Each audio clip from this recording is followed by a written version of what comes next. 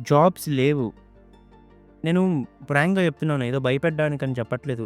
ఇప్పుడు ఎంత ఎక్స్‌పర్ట్ అయినా కూడా ఏఐ లాంటి సాఫ్ట్‌వేర్స్ ఇవన్నీ వచ్చేసి ఇప్పుడు రీప్లేస్ చేసేస్తున్నాయి జాబ్స్‌ని. చాలా ఈజీగా జాబ్స్ పోతున్నాయి. మీరు లక్షల్లో సంపాదిస్తున్నారు అని అనుకోవచ్చు చాలామందిని మీరు చూసి. బట్ ఎవ్వరు కూడా కాన్ఫిడెంట్‌గా నాకు ఈ జాబ్ ఉంటుంది పర్మనెంటు. ఒకవేళ నన్ను తీసేస్తే నేను ఇంకో జాబ్ వెంటనే ఎతుక్కుంటాను అనే కాన్ఫిడెన్స్ ఎవ్వరికీ లేదు. అంటే ఇది ఇలా ఉంది ఇప్పుడు ఫ్యూచర్ అనేది.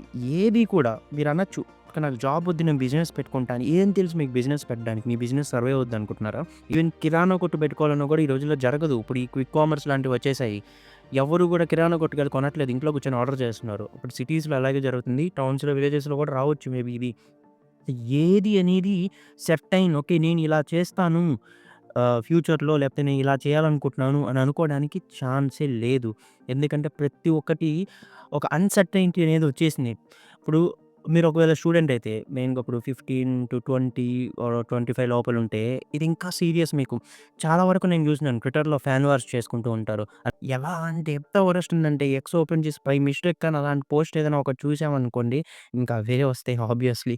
సో, ఇది ఇంత వరస్ట్ అంటే ఇంత ఖాళీగున్నారా జనాలనిపిస్తుంది. మెయిన్‌గా ఆ ఏజ్ గ్రూప్ వాళ్ళే ఉంటారు. 15-25 ఏజ్ గ్రూప్ వాళ్ళే ఎక్కువుంటారు. అంత మీరు ఖాళీగా ఉంటే ఏదైనా స్కిల్ నేర్చుకోండి. మనీ ఎర్న్ చేయడానికి ట్రై చేయండి.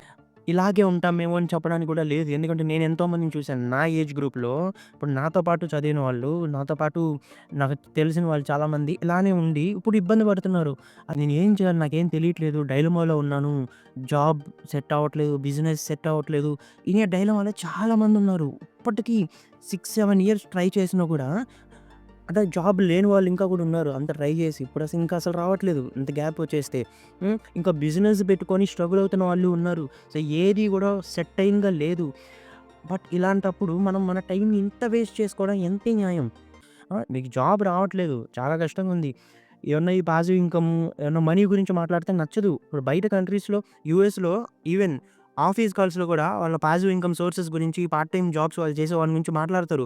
అంటే talking about money is something which is ఆహ్, ఆహ్, వెరీ కామన్.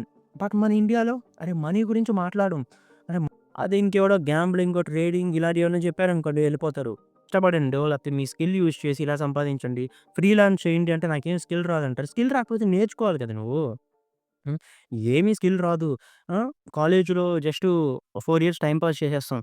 టైమ్ వేస్ట్ చేసేసి జాబ్ రావట్లేదంటే జాబ్ రావాలంటే నువ్వు జాబ్ రెడీయా? నీకు జాబ్ రెడీ స్కిల్స్ ఉన్నాయా? ఇవన్నీ ఆలోచించాలి గదా! ఎందుకు ఆలోచించట్లేదు? అంటే చాలా వరస్ట్ అయిపోతున్నామండి మనం.